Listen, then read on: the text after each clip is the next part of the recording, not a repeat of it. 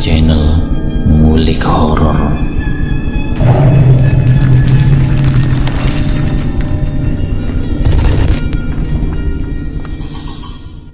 Assalamualaikum warahmatullahi wabarakatuh. Jumpa kembali di channel Ngulik Horor.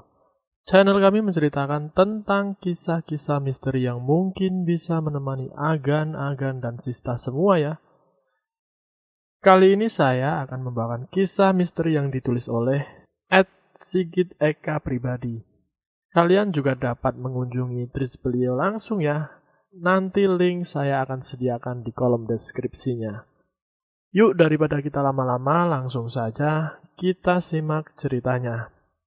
Kali ini saya akan membawakan kisah misteri yang berjudul Perang Santet Pelet Jalan Goyang versus Semar Mesem.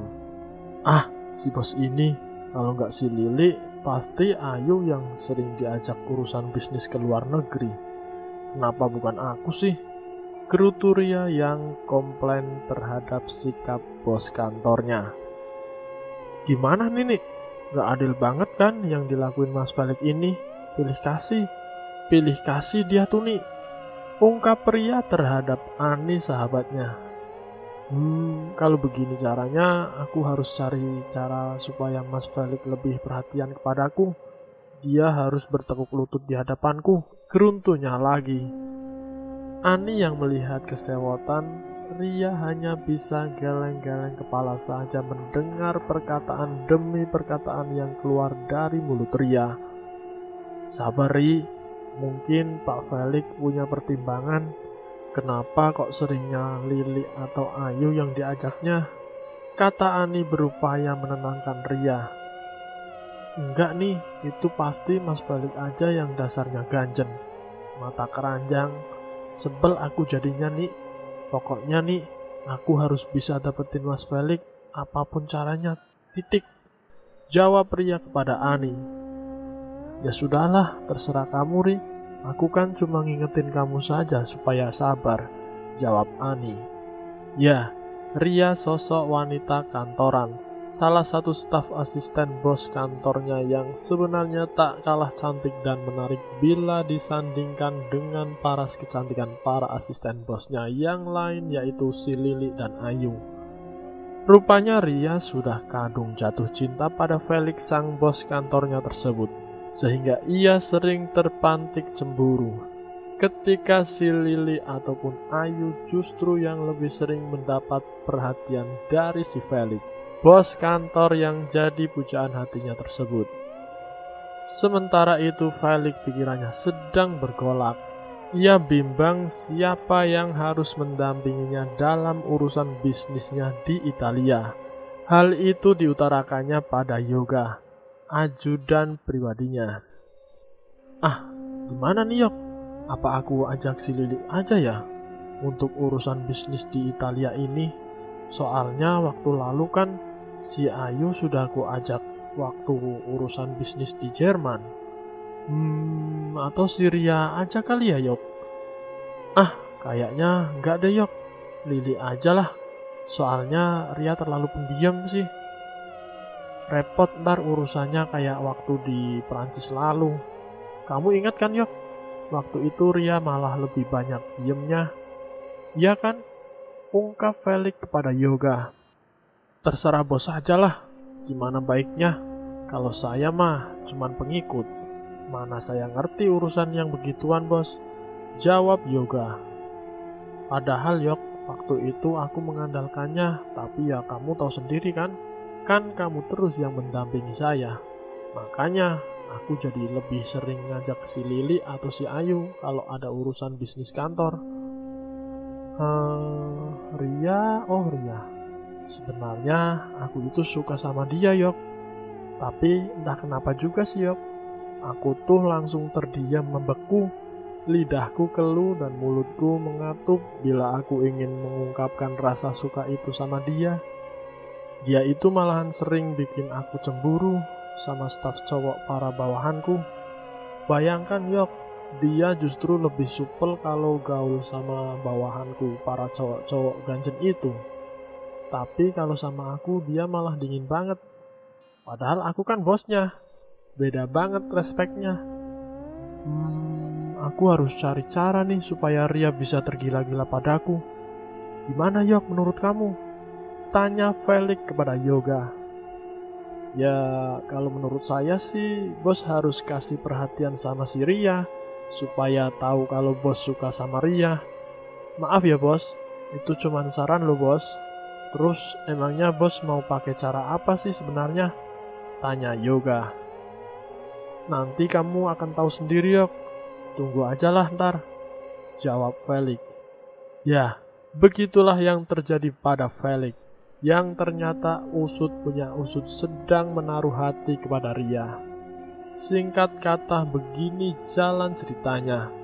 Suatu malam sekira pukul 11 malam, Ria dengan ditemani sahabatnya yaitu Ani datang pada seorang dukun santet Ki Probo namanya. Lalu Ria mengutarakan apa yang menjadi tujuannya dengan menemui Ki Probo. Dan Ki Probo juga paham apa yang menjadi keinginan Ria. Sejurus kemudian langsung menyodorkan dan menerangkan ilmu pelet ajian jaran goyang.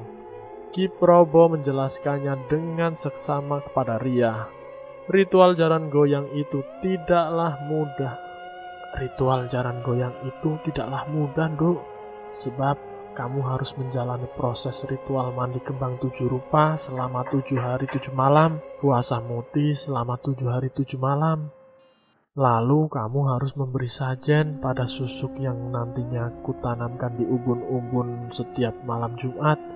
Kemudian merapalkan mantra pelet yang sudah saya berikan kepada kamu sebanyak 111 kali saat tengah malam, sebanyak 33 kali saat fajar, dan sebanyak 44 kali saat senja.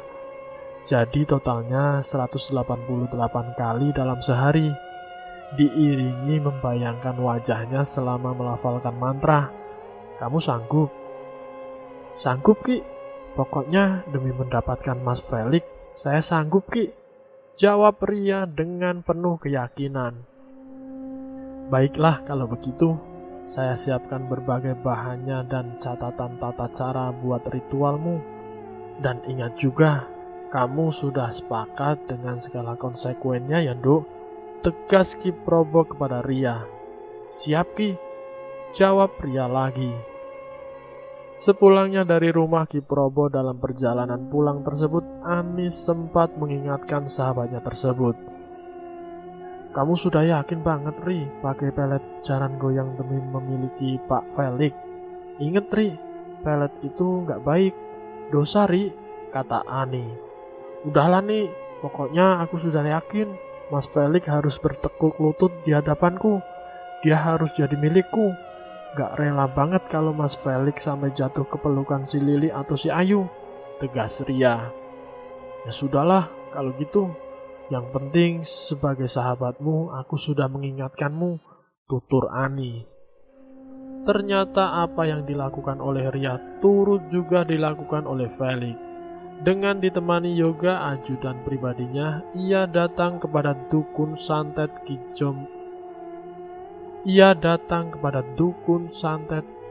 Jambrong namanya.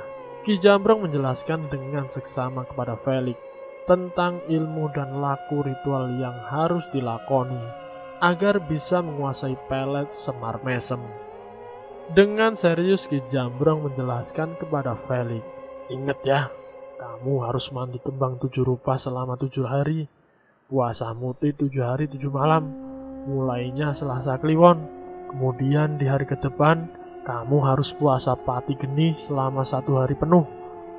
Mantra yang saya kasih ini harus kamu baca sebanyak 3 kali sambil tahan napas dan membayangkan wajah orang yang kamu tuju. Jangan lupa setelahnya kemudian ditiupkan ke tanganmu, lalu diusapkan ke wajahmu. Kamu bawa juga jimat kalung yang saya berikan ini. Kamu tiupkan juga mantra itu kepada jimat ini setiap hari. Ingat, setiap hari. Dan juga jangan lupa, setiap malam Jumat kamu lakukan ritual memandikan jimat dengan kembang 7 rupa. Dan saya juga ingatkan, jangan ada yang kamu langgar, karena kamu sudah sepakat dengan konsekuensinya bila kamu melanggarnya, jelas Ki Jambrong. Baiklah Ki, saya akan patuhi segala syarat yang Ki Jambrong jelaskan. Pokoknya demi Ria, saya siap Ki, tegas Felix. Di tengah perjalanan saat hendak pulang, Yoga juga sempat mengingatkan apa yang dilakukan bosnya tersebut. Bos, maaf bos. Aduh, gimana ya bos? Saya jadi segan ngomongnya nih bos. Tutur Yoga kepada Felix. Kenapa Yok? Kamu gak setuju dengan caraku ini? Gak yakin kalau cara ini berhasil? Tegas Felix kepada Yoga. Bukan begitu juga sih bos. Cuma sih apa nggak dosa kalau pakai cara itu? Kan itu pelet bos. Aduh, maaf bos. Maaf, saya cuma ngasih saran aja bos, kata Yoga. Sudahlah, kamu lihat aja nanti gimana hasilnya, oke? Tegas Felix lagi. Siap bos, oke lah kalau begitu, jawab Yoga. Singkat cerita lagi, ternyata goro-goro saling kasmaran inilah akhirnya ke depan yang membuat terjadinya malapetaka di kemudian hari, yang diakibatkan karena perang santet ilmu hitam antara ajian Jaran Goyang versus ajian Semar Mesem. Saling adu kuat, bertahan dan menyerang di antara dua pelet ilmu hitam dari dua dukun santet milik Ki Probo dan Ki Jambrong akhirnya terjadi. Bukannya tambah saling jatuh cinta dan saling memiliki yang terwujud di antara Felix dan Ria, tapi yang terjadi adalah malapetaka.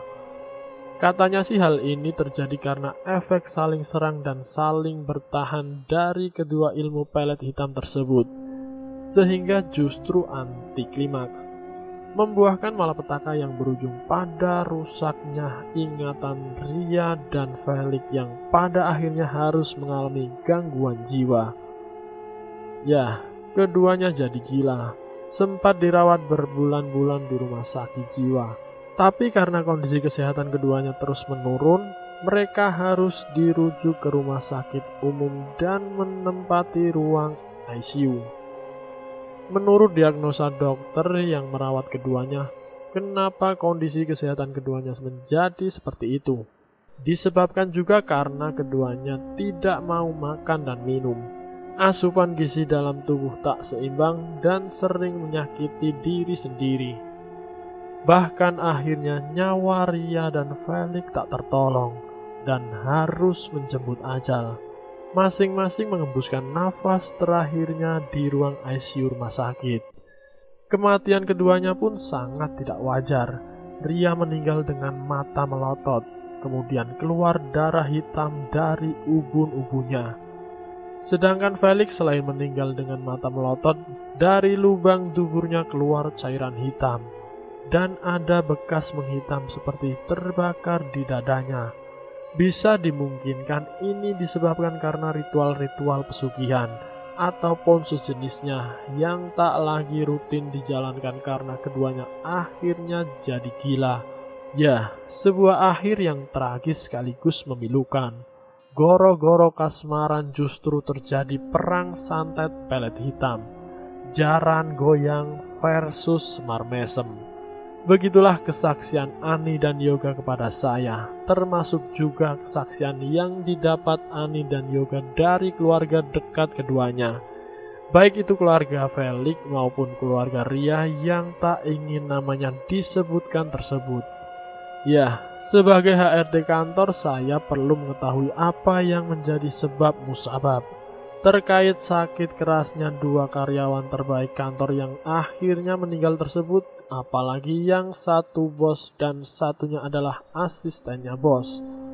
Yang jelas sesuai komitmen dan janji saya, dalam rangka catatan kearsipan karyawan, saya tidak akan menuliskan apa yang diungkapkan Ani dan Yoga, termasuk dari kedua keluarga masing-masing, baik itu keluarga Felix dan keluarga Ria.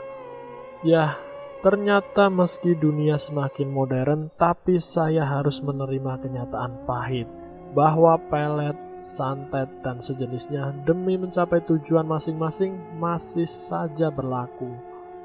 Semoga kisah tragis ini menjadi pengingat bagi kita semua agar selalu bertakwa kepada Tuhan Yang Maha Esa. Terima kasih sudah mampir di video kami. Jika kalian tertarik dengan video kami, silahkan tekan tombol like, share, dan komen. Tekan subscribe untuk mengikuti video kami selanjutnya ya. Wassalamualaikum warahmatullahi wabarakatuh.